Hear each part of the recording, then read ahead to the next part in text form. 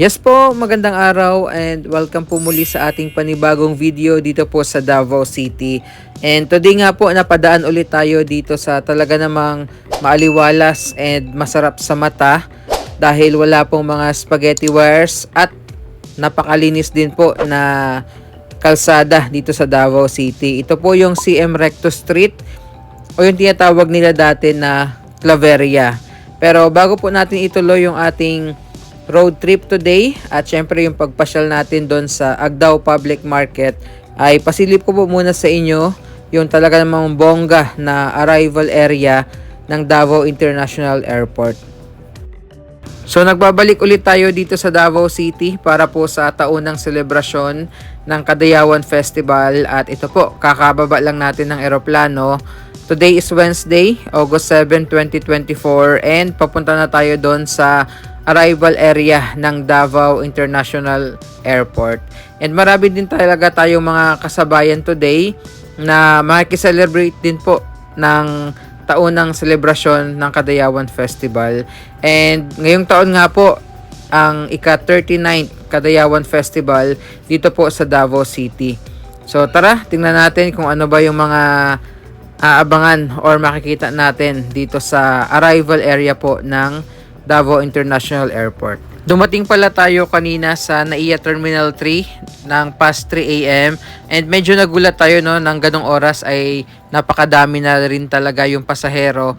Yung iba po kasama na tayo ay sa sahig na nga nakaupo, at yung iba naman po dahil siguro sa sobrang pagod at antok na rin ay nakahiga na rin po sa sahig. Medyo kinukulang ng mga upuan doon, kung kaya ganon siguro yung senaryo na dinatnan natin kaninang madaling araw. And after isa't kalahating oras nga po na biyahe mula NAIA, ay andito na tayo sa Davao International Airport arrival area. And tingnan nyo naman, damang-dama na talaga dito pa lang sa airport ang makulay na selebrasyon ng Kadayawan Festival. Dito pa lang pagkuha ng ating mga bagahe o mga dala nating gamit ay kita nyo naman po kung paano pinaghandaan at pinabongga itong arrival area po ng Davao International Airport. So meron diyang mga pananim at syempre yung makukulay na disenyo ng Kadayawan.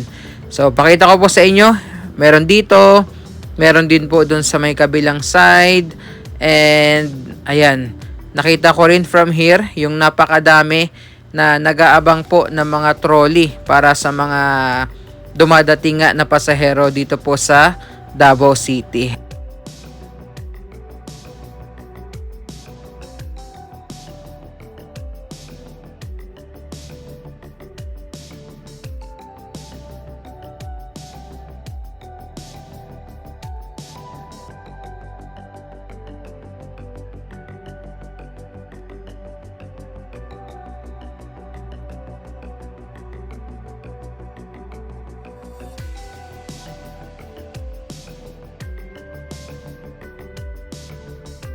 Siguro po dahil sobrang aga nga yung dating natin today. Last year kasi meron ditong sumasalubong, may nagtutugtog ng iba't ibang instrumento at meron din pong mga sumasayaw. So ganun po yung mainit na pag-welcome ng mga Davaoeños para nga sa mga kababayan natin na dumadating, lalo na yung mga makikiselebrate po ng Kadayawan Festival. And isa po ito sa mga big event ng Kadayawan 2024 po, ang Ironman 70.3.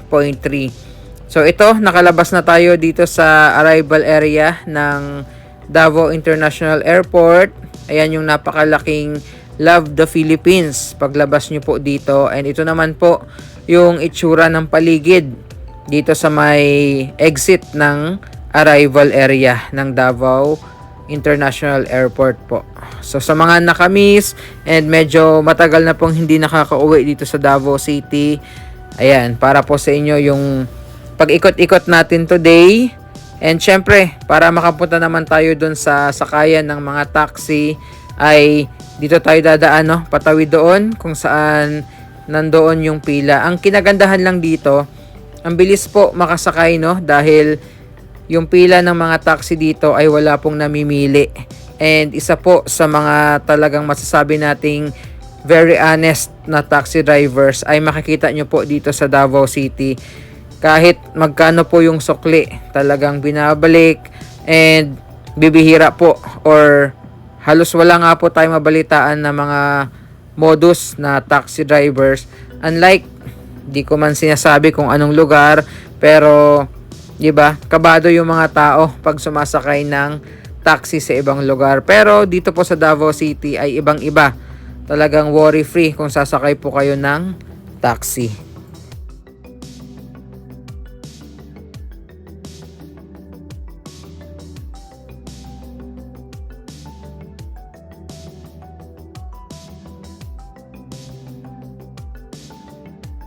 And balik na tayo dito po sa CM Recto Street. So kita nyo naman po, ang laki talaga ng kaibahan sa mga kalsada na merong mga spaghetti wires, dahil isa po ito dito sa mga kalsada, kasama na rin yung San Pedro Street na sumailalim po sa tinatawag nating underground cabling project.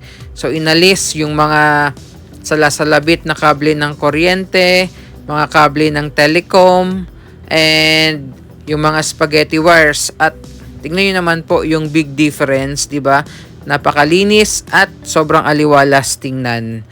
And again, pupuntahan nga natin today yung isa sa talagang masasabi nating moderno at the same time malinis na public market. Yes po, tama kayo na narinig. Public market dito sa Davao City na may elevator at meron din pong escalator. So tara, samahan niyo po ako today at pasyalan natin muli yon dito po sa Davao City.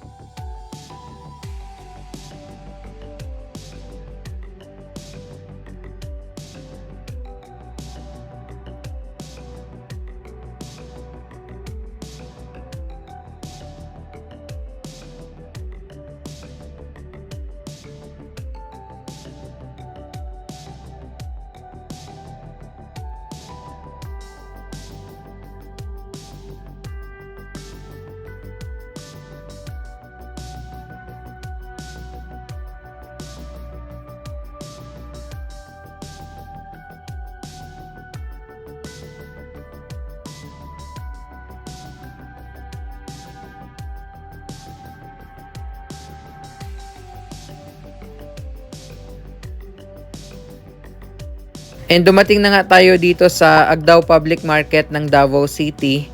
Tayo po ay syempre sumakay tayo dito sa elevator papunta doon sa taas. And dumating tayo nga dito around 2 p.m. So ito ata yung first time na makakita ako ng public market na may elevator. And nakita ko rin sa mga post or sa social media nga na meron din palang escalator dito maliban sa elevator na sinakyan natin papunta dito sa taas.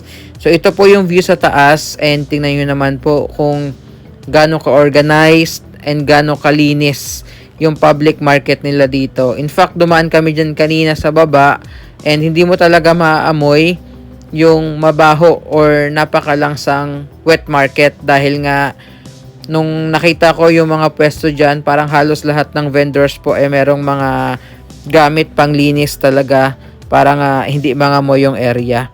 And also, yun nga, nagulat tayo, meron din sila ditong escalator. Ayan. So mula dun sa taas kanina, bumaba naman tayo, and yan talaga yung pinunta natin dito today para nga maipakita sa inyo kung gaano kaganda, organized, and moderno yung public market nga ng Agdao dito po sa Davao City.